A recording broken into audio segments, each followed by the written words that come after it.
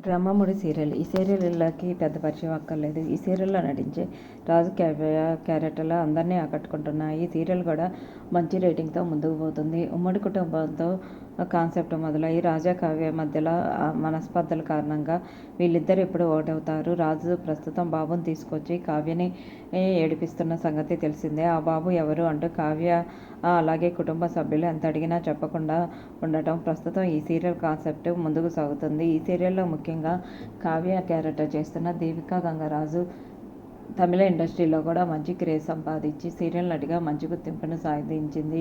తెలుగులో మొదటి serial Brahmamudi serial ద్వారా మంచి క్రేజ్ సంపాదించడమే కాకుండా యూట్యూబర్గా కూడా అందరినీ ఆకట్టుకుంటూ అలాగే గెస్ట్గా కూడా షోల్లో పాల్గొంటూ అల్లరి చేస్తూ అందరినీ ఆకట్టుకుంటుంది.